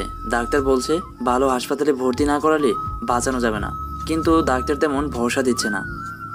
ভাইয়ের খুব কষ্ট হচ্ছে, পেট থেকে অনেক রক্ত বের হচ্ছে। ডাক্তার বলেছে কিডনি দেওয়ার ফলে হয়েছে, কিন্তু ভাইয়া কাকে কিডনি দিল? ফারিয়া চুপচাপ কেঁদেই যাচ্ছে। কোন হাসপাতালে ভর্তি আছে? ইভেনসিনা হাসপাতালে ভর্তি করেছে। আমি সাগরের কাছে যাব। তুই শান্ত হয়ে থাক, সব ঠিক হয়ে যাবে। এভা কান্না করতে পারছে না, ফারি আরো ভেঙে পড়বে তার জন্য। ওরা গাড়ি নিয়ে রওনা দিল। ডাক্তার সাহেব, আমার ভাতিজা এখন কেমন আছে? এখন কিছু বলা যাচ্ছে না, আল্লাহ ভরসা। প্লিজ ডাক্তার, আমার ভাতিজাকে বাঁচান, যত টাকা লাগে দেব, দরকার হলে সব সম্পত্তি বেচে দেব। দেখুন এটা আমাদের হাতে না, আপনারা আল্লাহর উপর ভরসা রাখুন। আমার ছেলের যদি কিছু হয়ে যায় তাহলে আমি বাঁচবো না। সেই ছোট থেকে আমি ওকে মানুষ করেছি। বড় চাচা চিন্তা করো না, আল্লাহ আছে। কিছুক্ষণের মধ্যেই ফারিয়ারা পৌঁছে গেল। আন্টি সাগর কোথায়? আইসিইউতে রয়েছে। ফারিয়া দৌড়ে রুমের সামনে এসে দেখে আমার অক্সিজেন মাস্ক ব্যবহার করে নিঃশ্বাস চলছে। ফারিয়া দরজা খুলে ভেতরে ঢুকবে তখনই, আপনি কোথায় যাচ্ছেন? আমি সাগরের কাছে যাব, প্লিজ আমাকে যেতে দেন। সরি, আমরা কাউকে ভেতরে যেতে দেব না। যখন জ্ঞান ফিরবে তখন ঢুকতে পারবেন। প্লিজ আমাকে যেতে দেন, দেখেন না ওর অনেক কষ্ট হচ্ছে। আপনাকে বললাম না, প্লিজ আপনারা এই মেয়েকে নিয়ে যান। ফারিহা পাগলামো করিস না, চল আমার সাথে। সব দোষ আমার জন্য সাগরের এই অবস্থা। ওর কিছু হলে আমি নিজেকে ক্ষমা করতে পারবো না। হঠাৎ নার্স এসে যা বলল, ফারিয়া আরো জোরে কাঁদতে শুরু করলো। কেউ এখনই ডাক্তারকে নিয়ে আসেন, রোগীর অবস্থা খারাপ হয়ে যাচ্ছে। ম্যাম আমি এখনই যাচ্ছি। রনি দৌড়ে গিয়ে ডাক্তারকে ডেকে নিয়ে এলো। কি হয়েছে? স্যার, রোগীর পালস রেট বেড়ে যাচ্ছে। তাড়াতাড়ি একটা ইনজেকশন দাও, রোগীর পালস রেট স্বাভাবিক হয়ে যাবে। Okay sir. Nurse injection ready করে আমাকে পুশ করিয়ে দিল, আর ডাক্তার আমাকে ইলেকট্রনিক শক দিতে শুরু করলো। যাক আল্লাহ বসা, এখন রোগীর পালস রেট স্বাভাবিক হয়ে গেছে। ডাক্তার রুম থেকে বের হয়ে আসলো। স্যার আমার বন্ধু এখন কেমন আছে? কিছু বলা যাচ্ছে না। ফারিয়া কাঁদতে কাঁদতে বলল, প্লিজ বলেন না সাগরের জ্ঞান ফিরবে। 12 ঘন্টা পার না হওয়া পর্যন্ত কিছু বলা যাচ্ছে না। ডাক্তারের কথা শুনে ফারিয়ার চাচি কান্না করতে শুরু করলো। আব্বু প্লিজ সাগরকে বাঁচাও, আমি ওকে ছাড়া বাঁচবো না। আমার জন্য সাগরের এই অবস্থা। শান্ত হও মা, আল্লাহর উপর ভরসা রাখ। আম্মু আমি কিছুতেই মানতে পারছি না সাগর আইসিইউতে ভর্তি। আমার কোনো ছেলে নেই, সাগর আমার ছেলে, ওর কিছু হলে আমি কি নিয়ে বাঁচবো? বড় চাচা তুমি শান্ত হও, সাগরের কিচ্ছু হবে না। এইদিকে অনেক রাত হয়ে গেছে, কেউ বুঝতে পারেনি রাত শেষ হয়ে দিনের আলো বের হতে শুরু করেছে। রাকিব সবাইকে নিয়ে হোটেলে গিয়ে রাস্তা করে আসো। আমি যাব না, তোমরা যাও। আচ্ছা ফারিহা চল, তুই গতকাল থেকে কিছুই খাস নাই। তোরা যা, আমি কিছু খাবো না। যতদিন না পর্যন্ত সাগরের জ্ঞান ফিরবে ততদিন কিছুই খাবো না। তোর শরীর খারাপ হয়ে যাবে, তোর অপারেশন করা। আমি কিছু খাবো না, দেখছিস না সাগর কষ্ট পাচ্ছে, আর আমি খাবো? ফারিয়া যাও, খেয়ে আসো, এইভাবে নিজেকে কষ্ট দিও না। ভাইয়া আমার খেতে ইচ্ছে করছে না, আপনারা খেয়ে আসেন। ফারিয়া চাচি বাদে সবাই খেতে চলে গেল। কিছুক্ষণ পর সবাই নাস্তা শেষ করে চলে এলো, আর বাকিদের জন্য নাস্তা নিয়ে এলো। মা, নাস্তা করে নে, এই নিজেকে কষ্ট দিস না। আমি বললাম না আমি কিছু খাবো না। এখন আল্লাহ করো মা, তোমার শরীর খারাপ করবে, নাস্তা করে নাও। ভাই আপনিও নাস্তা করে নেন। ফারিয়া হা কর, আমি তোকে খাইয়ে দিচ্ছি। ইভা ফারিয়াকে খাইয়ে দিচ্ছে। এইভাবে কেটে গেল সকাল দুপুর। বিকেলের দিকে হঠাৎ নার্স এসে বলল, রুগীর জ্ঞান ফিরেছে, দেখতে যেতে পারেন, তবে এক এক করে। আমি আগে যাব, তোর আমাকে যেতে দে। আপনি আসেন আমার সাথে। চলো। চাচি রুমের ভেতরে ঢুকে দেখে আমি হেলান দিয়ে শুয়ে আছি। চাচি, তুমি কান্নাকাটি করছো কেন? আমি ঠিক আছি। বাবা, তোর কিছু হয়ে গেলে আমরা কি বাঁচতাম? আমার আবার কি দেখছো? না, আমি ঠিক আছি। তুই একটু বিশ্রাম নে বাবা। আচ্ছা। চাচি চলে গেল। একে একে সবাই এসে আমার সাথে দেখা করে চলে গেল। হঠাৎ ফারি আমার সাথে দেখা করতে এলো। এই, তুই আমাকে ছেড়ে চলে যাবি ভেবেছিলি? চুপ করে আছি। আমি তোকে ছাড়া বাঁচবো না। তুই বলিস না কেন আমাকে কিডনি দিয়েছিস? তুই আমাকে ভালোবাসিস, কিন্তু কোনোদিন আমাকে বলিসনি কেন? আমি মুখ ঘুরিয়ে রইলাম। তুই যে আমার কষ্ট দিয়েছিস, তার চেয়ে তোকে বেশি কষ্ট পেতে হবে। প্লিজ আমাকে ক্ষমা করে দে, আমি তোর সাথে অনেক অপরাধ করেছি। তুই তো আমার অবস্থান দেখিয়ে দিয়েছিস। আমি তোর পায়ে ধরছি, তুই আমাকে মাফ করে দে না। আমি আমার সব ভুল বুঝতে পারছি। তুই তো কোনো ভুল করিস নাই, যত ভুল করেছি আমি। সাগর, তুই আমাকে ভুল বুঝিস না, আমি পরিস্থিতির শিকার ছিলাম। দেখ, আমি এতিম ছেলে, তুই কেন আমাকে ভালোবাসবি? এতিম ছেলে মেয়েদের না আছে ভবিষ্যৎ। প্লিজ তুই আমাকে মাফ করে দে, আমি তোকে ছাড়া থাকতে পারবো না। আমরা বিয়ে করে ফেলি। বিয়ে? কিসের বিয়ে? যা গিয়ে তোর আবিদের সাথে বিয়ে কর। তুই আমার বিয়ে ভেঙে দিলি কেন? এখন তোকেই বিয়ে করতে হবে। ফারি আমার গলা চড়িয়ে কাঁদতে কাঁদতে, তুই যদি বিয়ে না করিস আমি আত্মহত্যা করব। আমি কিছুতেই মেনে নিতে পারবো না। তুই রুম থেকে বের হয়ে যা, আমার বিশ্রামের দরকার। আচ্ছা। ফারিয়া কাঁদতে কাঁদতে রুম থেকে বের হয়ে এলো। কাঁদিস কেন? সাগর আমাকে দেখে মুখ ঘুরিয়ে নিয়েছে। আমি সাগরকে ছাড়া বাঁচবো না। তুই সাগরকে অনেক কষ্ট দিয়েছিস, তোর উপর রাগ করেছে। আমি কি জানি না। আব্বু, আমার সাগরের সাথে বিয়ের ব্যবস্থা করো। শান্ত হ মা, সাগর সুস্থ হলে বিয়ে হবে। আমি যতটা কষ্ট পাইছি, তার চেয়ে ফারিয়াকে ততটা কষ্ট পেতে হবে। কিছুক্ষণ পর আমি পুরোপুরি সুস্থ হয়ে উঠলাম। হাসপাতাল থেকে আমাকে বাড়িতে নিয়ে এলো। ফারিয়া আমার সাথে ভাব জমাতে চায়, কিন্তু সুযোগ দিই না। হঠাৎ একদিন বাড়ি থেকে জোর করে ফারিয়ার সাথে বিয়ে দিয়ে দিল। ফারিয়া, তুই জোর করে বিয়ে করেছিস, কিন্তু তোর খবর আছে। ভাইয়া, মনে মনে কি বলছিস তুই? কিছু না। এইবার রনি রাকিব আমাকে জোর করে বাসর ঘরে ঢুকিয়ে দিল। ফারি এসে আমাকে পায়ে সালাম করতে যাবে, পা সরিয়ে নিলাম। পা সরিয়ে নিলে কেন? আমি এই বিয়ে মানি না। আমি তোকে বলেছি না, আমি তোকে বিয়ে করতে পারবো না। এখনো আমার উপর অভিমান করে আছো কেন? একদম চুপ। যা, দরজা দিয়ে এসে নিচে ঘুমিয়ে পড়। আমাদের বিয়ে হয়েছে, নিচেই ঘুমাবো কেন? আমি চিৎকার করে উঠলাম। তোকে বলেছি না দরজা দিয়ে সে নিচেই শুয়ে পড়তে? তুই আমার কাছে বউয়ের অধিকার নিতে আসবি না। ফারিয়া কাঁদতে কাঁদতে দরজা বন্ধ করে দিয়ে এসে মাটিতে শুয়ে পড়ল। আমাকে কষ্ট দিয়ে যদি তোর ভালো লাগে, তাহলে আমাকে আরো কষ্ট দে। ফারিয়া ফুপিয়ে ফুপিয়ে কাঁদছে। আমি বুঝতে পারছি, কিন্তু কিছু করার নেই। এটা তো সামান্য কষ্ট, এর চেয়ে বেশি কষ্ট দিব তোকে। পরের দিন সকালে ঘুম থেকে উঠে দেখি ফারিয়া ঘুমিয়ে আছে। আমি পানি নিয়ে এসে গায়ে ঠেলে দিলাম। এখন তোর ঘুমানোর সময়? ঘুম থেকে উঠে ফ্রেশ হয়ে বাড়ির উঠান ঝাড়ু দে। আমি? তাহলে ওঠ বলছি। এতিমকে বিয়ে করেছিস, এখন এইসব মনে ছিল না? ফারিয়া উঠে ভিজা কাপড় চেঞ্জ করে কাঁদতে কাঁদতে কাজ করছে। বৌমা, তুমি এই সব কাজ করছো কেন? তুমি এই বাড়ির নতুন বউ। দাও, আমি কাজ করছি। না আন্টি, আমি কাজ করতে পারবো।